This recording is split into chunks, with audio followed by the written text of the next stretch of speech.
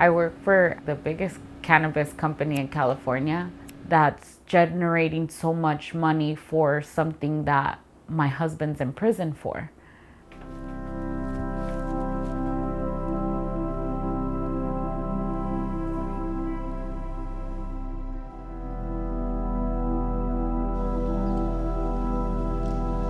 I met Tony through a friend in common.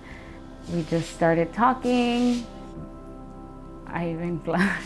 I could still feel butterflies.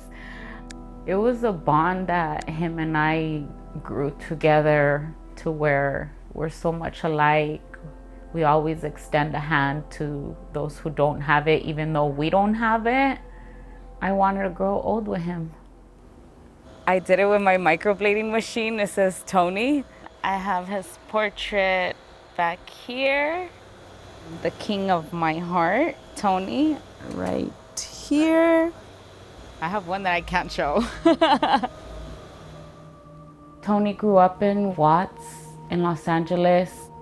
There was a lot of drugs and he grew up very poor. He was living in the housing unit. It was 2 to 3 families in a 1-bedroom house. So it was about 14 to 15 people living there, and uncle, mother, dad, brothers, cousins. It was a family that slept in the room and then the other family in the living room, and there was even in the dining areas, they would sleep there too. He would say like sardines.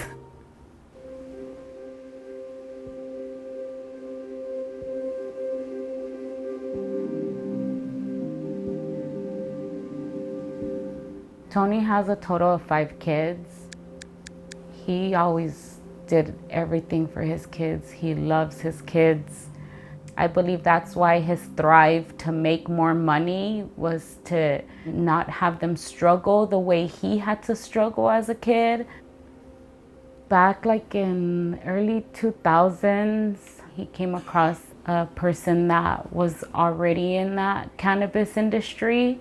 And this person gave him the opportunity to get involved.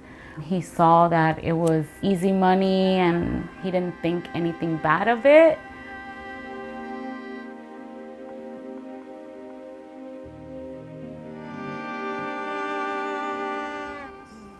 He didn't want me getting involved.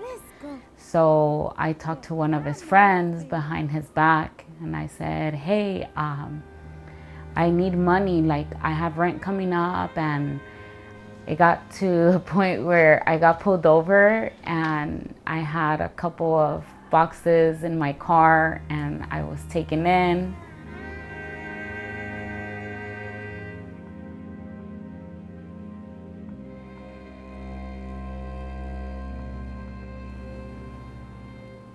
Around 2:30 in the morning, there was about 17 to 20 agents.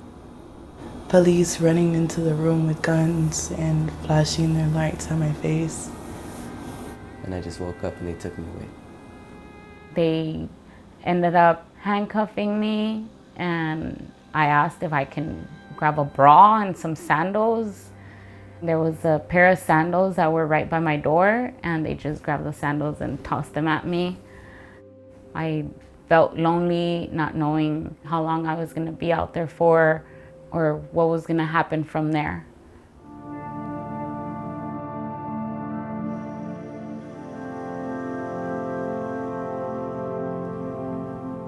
Knowing that your partner's going to be away for a pretty long time and there's so many things that I wanted to do to help him out.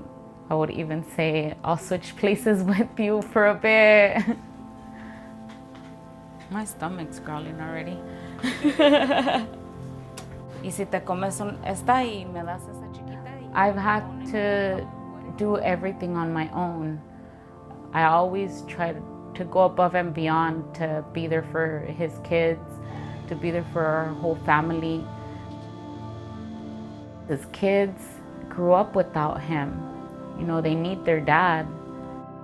Tony only has a couple years left of his sentence. He missed out on graduations, on birthday parties, on holidays. So I do ask for him to be granted clemency and have him come home to his family that misses him very much.